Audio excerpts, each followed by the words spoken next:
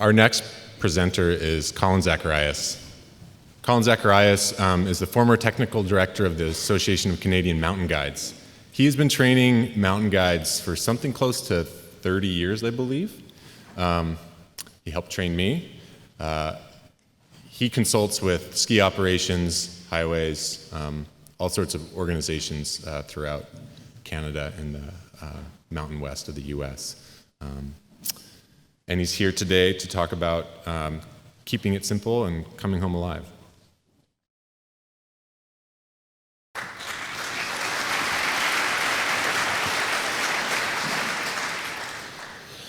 Thanks, Forrest. Well, it's great to be here again in the Washington area. I'm always impressed by the backcountry community here. Is super keen and super motivated to keep learning, which is great. And come out to these operations. Just see if I can figure out how to use this thing. Come out to these presentations, I mean. So this morning we had a discussion downstairs about worker risk, and my task was to talk a little bit about decision-making and reduce worker incidents and fatalities. And I'm thinking here we're talking about backcountry users, recreationalists of all different kinds, skiers, snowshoers, snowboarders, snowmobilers, etc. And there is a lot of commonality between what recreationists have to deal with and what pros deal with, in that managing your risk in the backcountry, it's a complex task. It's not really a simple task. Because snow is variable and we have to make decisions from very few data points. We're extrapolating quite a bit in our decision-making process. And then especially if you're a recreationalist and you only get out a couple days a week or even one day a week, there's gaps in your kind of snowpack history and your history of how things are developing over the wintertime. So it's not an easy task, and I empathize with that. And your goal is to have fun and to keep yourself safe. So what I'm really trying to do is talk about, we share the same goal. When I first started in this industry, my whole goal was to learn about snow and avoid getting killed in an avalanche. And I'm sure that's what everyone wants to do, the same thing. So, 35 years, 36 years later as a professional, I still have the same goal, to keep improving my decision-making skills. Really I love skiing, I love being in the backcountry, but I want to just continue to do it safely. And I do think all of this avalanche education, there's some excellent educational programs in the US, and it seems like it is making a difference. I heard at the ISSW that when you look at the annual stats of fatalities and accidents compared to the increased number of users, it seems like stats haven't changed much, but there's a lot more people doing it. So you guys are doing the right thing to a degree for sure. So what I was thinking is how can I impart some kind of, some help or some assistance or maybe some wisdom about how we make decisions in the backcountry. And I tried to simplify it down to there's one aspect of making decisions that's very complicated and it's very hard for us to manage. And that's essentially the snowpack. And so I started going through my own personal history, how I learned about this. And there was a couple of events, a whole bunch of events over the course of my time in the backcountry, which stuck out to me. And there's four, right, between 1980 and 1999, so in a 20-year period approximately. These are all instances where people with some measure of experience, they kind of knew what they were doing, went in the backcountry, investigated the snowpack, made a decision in part based on what they found in the snow, and then subsequently got killed. The top one was one where in 1980 I investigated the fatality. They did a profile on an adjacent slope, made a decision to ski it, and one person was killed. The Sunshine Village one in 84, they basically did a profile, determined that it was reasonable to ski the slope, made two turns below the profile, the slope slid, killed both of them. Thunder River was kind of a known weak layer down about 80 centimeters to a meter deep. And one person went partway down the slope, stopped, everyone else waited at the top, dug in a spot where they thought was a likely place to find the weak layer. Not sure what they would have done if they had found the weak layer, but they didn't find the weak layer in the profile. Started down, spread out quite far apart on the slope. They're hundreds of meters apart, but the avalanche went wall to wall, size 4, top to bottom, killed everybody, 7 people dead in that one. Ningasaw Pass, same kind of thing, did a profile, 2 avalanche technicians, made the decision to ski the slope, and the assumption from the tracks is they were on slightly different lines, and we don't know how far apart they were. They were both killed. So those were 4 kind of back in the day. So you think, well, now, our forecasting system's a little bit more sophisticated, but I still, from my point of view, observe the same kind of trends. Hope Creek 2013, people with a fair bit of avalanche experience, a couple of courses behind them, like a CAA Pro course. Triggered a large avalanche, size 3. Both of them got caught. They were injured but not killed. They survived that one. Esplanade. Last year did a profile, looked at the particular weak layer, made a decision to ski an adjacent slope, and there was fatalities there as well. So, it's a trend. So it just shows that even when you read the bulletin, investigate the snowpack on site, and make your best decision, you can still make errors and you can still be wrong. And of course, with all of these incidents, there's many people that do the exact same thing and nothing happens, of course. But these ones where something does happen is compelling. This is a selection of similar events in the US that spans from Colorado to the West Coast, Utah, as I mentioned, continental snowpack in Colorado, the Wallowas in Oregon, Montana, all of which where they were aware of the particular weak layer. They had information in the advisory. They went out there in the backcountry and did some measure of tests. In the top one, they were testing a deep persistent weak layer. Didn't get any results, decided to ski the slope, 1 killed. Star Mountain, they did a roosh block with no results. They did a profile where they did 7 or 8 compression tests, and they all stayed off to the side and went in bit by bit to investigate. Made the decision to ski the slope. 2 people died in that one. Parkview, climbing up, investigating a known weak layer, did some tests, no results in the tests, and then got killed on an adjacent slope. Wallowas, quick test just prior to skiing, didn't get any results, 2 people killed. Cedar Basin, that was a fairly experienced group. They did a formal profile earlier in the day, and granted they're in different terrain, but there's some comparable information, 1 killed there. So what's the lesson learned from this? I guess to err is human, but I'm going to take one particular example and use that as a way of just going, well, what can we learn from this? What can we take away from all these incidents where these people they're trying to do the right thing. They're trying to gather information. They're incorporating what they learn in the advisory, and they're still making errors that are resulting in fatal accidents. So in the Hope Creek situation in the Purcell Mountains, 2 backcountry skiers last run of the day. Not much change overnight. Cool temperatures, light wind, very little snow. No avalanches have been observed in the previous few days. So they weren't too cocky. They did lots of tests that day. This is their 3rd run. They did several ski cuts. And on the last slope in question, they did a compression test and they did an extended column test, all which reacted on a surface ore layer 40 centimeters down. They did a deep tap test because they knew there was a deeper weak layer. They didn't get any results on the deep tap test on the deeper weak layer. They made a decision to that 40 centimeter down layer was manageable, and so they skied one at a time. The first person went down 400 meters, posted up against the dark timber. The next person came down and triggered the slope pretty much wall to wall, went down on the deep facet layer.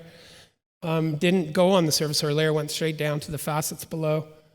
And they were both caught. The guy 400 meters down posted up to the side, got swept out of the trees, carried down another couple hundred meters. They were both seriously injured, but they survived, luckily, and they had a communication ability, so they ended up getting rescued. So it's an interesting story, you know? And what happened? Like, what do you guys think? What happened there? How could you have avoided that? Any ideas? Does it sound like they were doing the right thing? Any comments? Okay, well, that's okay. Let's hear what the forecaster had to say. So 7 or 8 days prior, so granted it's a little while earlier, the forecaster posted a local video describing his perspective on the problem at hand. Basically, it was a dry start to the season, cooler early season temperatures, and he described in the video a basal weakness at the bottom of the snowpack that is still reactive. In the video, he says, skier-triggered size 3 avalanches are possible and have occurred.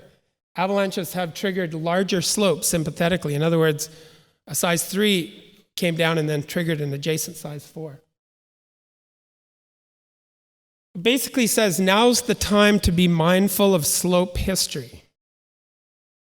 Without the confidence that an avalanche has occurred on the slope of interest, you're rolling the dice venturing into big terrain.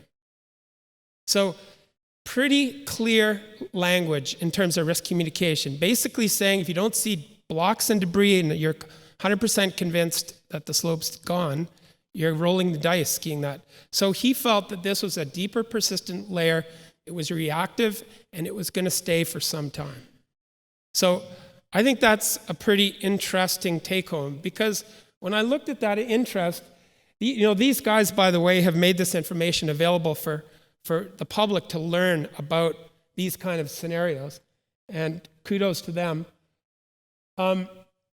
What's clear is the field observation taken at the site and at the adjacent site were not sufficient to protect them from this deeper persistent danger.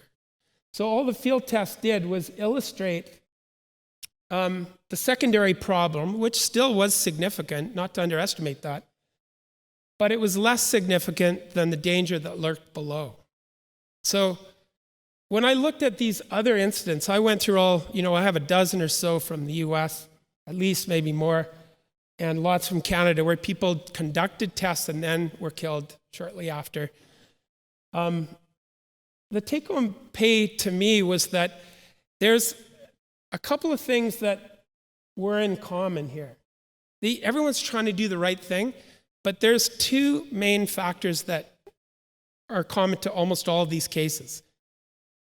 There's a known weak layer. In other words, there's a slab sitting over a weak layer in the terrain. Sometimes it's not even that deep, depending on the case history. Sometimes it's deeper. And the terrain they chose to ski was consequential. So if you just backed off from the field tests and just looked at what the advisory said, is almost all of these cases, the advisory illustrated the problem, the known weak layer, and also talked about the potential for avalanches.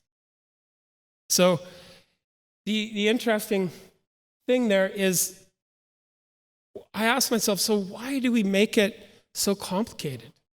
If this information's there and present to us, why do we make it so hard? And it's because it's tricky. There's biases that affect our decision making. And we talked earlier that almost all of these incidents can be related back to human factors and just things that challenge our decision-making and our decision-making process. Our intention is good, You can never fault any of these people for having good intentions, and they're trying to do the right thing. But there's just human factors that affect our decision and our ability to make decisions. If you want to simplify it, there's really two tasks when you're in the backcountry. One is that you need to be able to recognize unstable conditions, and that's a combination of weather, snow, and terrain, unstable or unfavorable conditions. However you want to term it, you need to put yourself in a mindset where you go in the backcountry and recognize unstable conditions. And then the second thing that's a task is you need to be able to anticipate when you're exposed to the potential threat and assess the consequences. You need to kind of step back and go, okay, am I exposed in terms of the probability of this event happening? And if it does happen, what could happen? We need to address in the field that what could happen thing in order to keep us honest and keep our perspective broad. So you see what's happening is, in my opinion, people are getting myopic. They're focusing on a snowpack test result, for example. And that immediately makes you prone to two of the most common biases that affect our ability to make backcountry decisions. And I know you've heard this a million times. Everyone will say, oh, I can tell you immediately what they are.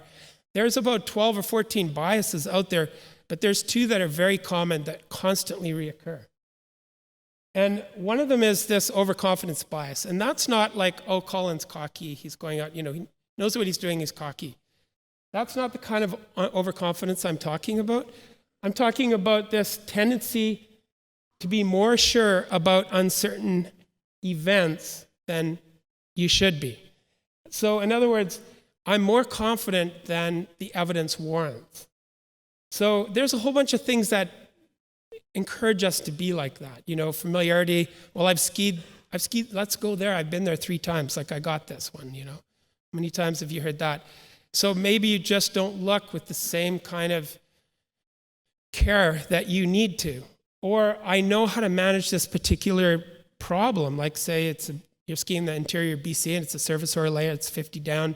Yeah, well, I know where I can go to avoid that problem, and then you get caught. So there's the key element here with this overconfidence bias is the decision, they may be based on assumptions that are tenuous. And that's the problem with that, is it doesn't allow us to be critical in terms of questioning those assumptions. And that's part of the problem.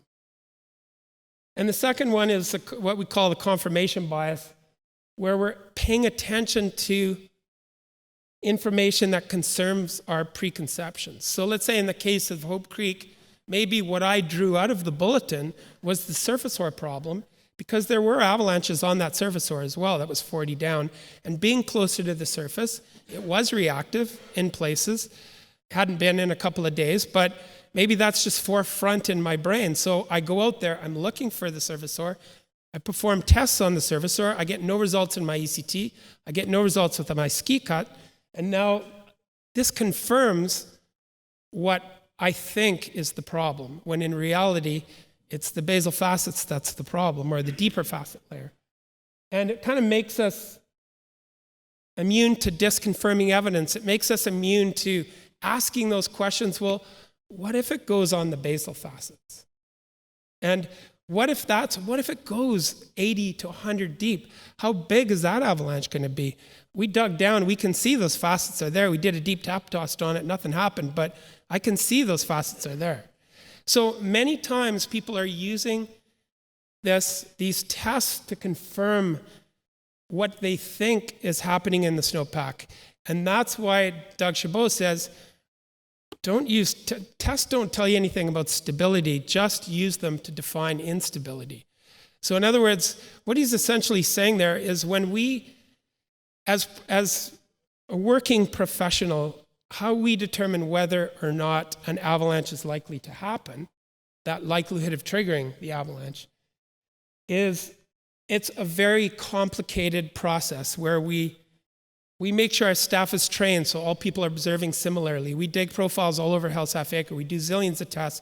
We confirm those tests. So we are comparing aspects, elevations. We get a really good idea of the sensitivity to triggering and the extent of that layer throughout the terrain. So we know where the layer is, where the layer isn't. And we use explosives as well as column tests and whatnot. We compare different test results to each other. So if I go do one ECT, I don't even, half the time if I'm looking for a surface ore layer, I'm looking for a facet crust combination. It doesn't even matter what the test tells me, because that might be just indicative of propagation propensity on that 2 meters of snow, that little sample. The thing that I defer to is that seasonal history, that development of the snowpack over terrain, and my knowledge of how that weak layer extends throughout the terrain and where it is likely historically more reactive than other locations. So if you're just a weekend warrior, or if you go out now and then, you don't have the benefit of that. Don't start determining the likelihood of triggering. That's a complicated thing. So if you're using your test to determine that, then maybe you're barking up the wrong tree. So you're better off deferring to the advisory, what other people are seeing, what experts are saying, and really in the absence of clear alarm signs. So obviously when you see avalanches occurring, when you've had 2 feet of snow in the last 24 hours, when you have a snow and wind combination, when you have these clear alarm signs, obviously don't ever ignore that. But when you're having these kind of persistent problems where you don't necessarily expect to see active avalanching, and your task is to keep yourself safe, don't bank on determining likelihood of triggering through a couple of snowpack tests. So I think that's where, honestly, where people have gone awry with their observation of conditions. So your job isn't just to recognize unstable conditions, but your job is to anticipate exposure and assess the consequences, like I mentioned earlier. So there's ways which we can determine, we can reduce risk by reducing the likelihood that we're going to encounter the avalanche and reducing the potential consequences if an avalanche does occur. So that's how we manage risk. Wearing a beacon probe and shovel and wearing an airbag isn't going to change the likelihood that you're going to trigger that slope. That manages an aspect of vulnerability, but it doesn't really change the potential for interacting with avalanches. It just helps you in case you get caught. So don't think that helps you manage your risk. You really manage your risk by managing these two issues, probability and consequence. So a key one there is to avoid the problem slopes. If the advisory says avalanches are occurring between 9,000 and 10,500 feet on north and northeast aspects, that's not the place to go. And yet, last year in Colorado, I was looking at the advisory, and that's what the advisory was saying. And they had 21 skier-triggered avalanches in a few days in the Front Range in a 3-day period. And you know where those 21 skier-triggered avalanches were occurring? Exactly on the slopes that were described in the bulletin as being problematic, without exception. So what does that tell you? I'm like, you can't just read the bulletin and go, oh yeah, it's moderate, it's good to go. You need to take home the key message and apply that, avoid slopes that they're talking about if you want to reduce the probability of encountering with avalanches. And or if you are on that same aspect elevation, well, choose a smaller slope, one where the consequence isn't going to be as serious. So in other words, maybe you can stay high in the terrain and pick a shorter slope. Make sure you stay out of train traps. Don't get caught on a slope above a group of trees, for example. So there you're managing the consequence. So that's how you reduce your risk, is by avoiding the probability that the avalanche is going to occur and or addressing the consequence. So for me, if you're focusing too much on what your snowpack test says, other than illustrating the presence of the layer or not that they're talking about, it's a bit of a red herring unless you are working in an environment where you get a ton of feedback from a whole bunch of different sources of information, like a professional working for a highways operation, for example. So how do we manage that bias? I won't get into this too much because I think Sarah has an excellent presentation later in the day on checklists, and this is going to address a lot of these issues. But these biases, individual and group biases that affect our decision making, I mean, it's suggested that a team working environment, small groups, maybe 3, 4, or 5 people, are going to help because you can make decisions by consensus. You can use each other's kind of accumulative experience to help give you kind of a greater collective experience with different kinds of conditions. And then if you have somebody who's the voice of reason or the contrary voice, or the person who asks what if someone in your group who's willing to challenge the assumptions, that'll keep you honest and keep your perspective heightened. So you got to ask yourself, what do we know and what don't we know? So here's little Yoda in the middle of the slope going, go there. Why? You know? Okay, the worst that can happen. What is?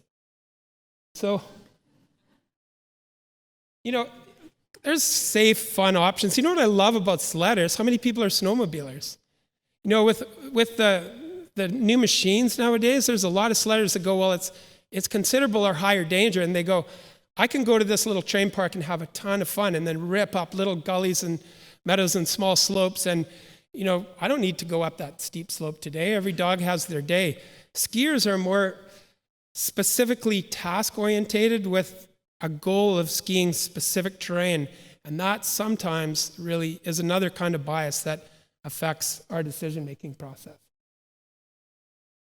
So we talked about these key tools. You know, help manage bias by engaging in small teams. Use a checklist that Sarah's going to talk about, and that really guides you towards a practical mindset that considers the key message in the advisory. You have a checklist of hazard factors and risk factors. You take that into the field and continue that process of being aware while you're out there. And then really to reduce that probability of encountering avalanches, of course, you preview terrain prior to departure, decide what terrain you want to avoid, and go to places where you think that problem doesn't exist. And then when you're making decisions in the field, you know, for me, it's more important to defer to the seasonal snowpack development. Sometimes, like the forecaster said, today's not the day to roll the dice. Or there's been a ton of snow and a bunch of wind. So just avoid ridge tops, come in a little lower. You go out with a mindset that helps guide not only what you look at in the field, but how you use the terrain. And that really is going to help a lot. And I guess the last thing is this: challenge assumptions. You know, ask yourself, okay, what do we really know about what's going on out here? And as importantly, okay, what don't we know? What are the gaps in knowledge? You know, I haven't been out here for 2 weeks. I've kind of lost track. 2 weeks ago, it seemed kind of stable, but what's really happening now? So, and just don't bank it all in what you find in one snow profile or one compression test or one extended column test, because that's not going to tell you what you need to know. Thank you very much.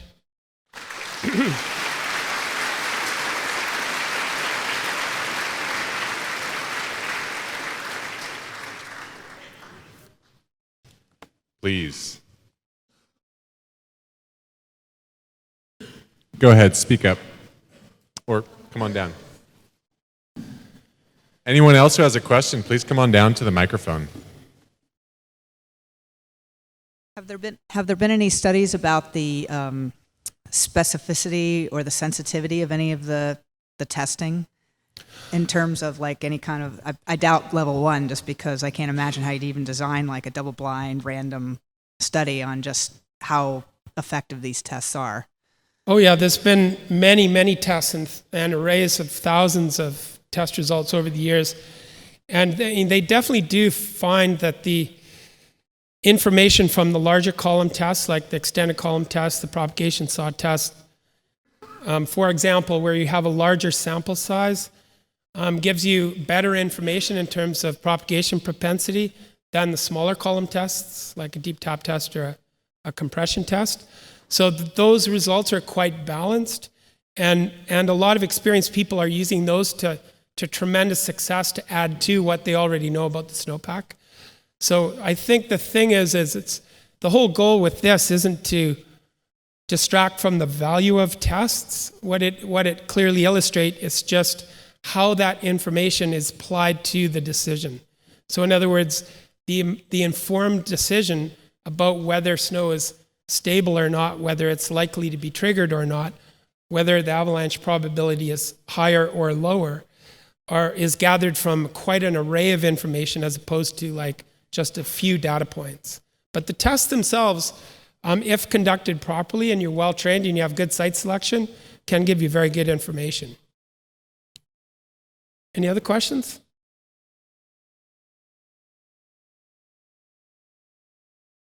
Great. Well, good luck this winter. I hope you guys all have a safe winter with really good snow. Thank you.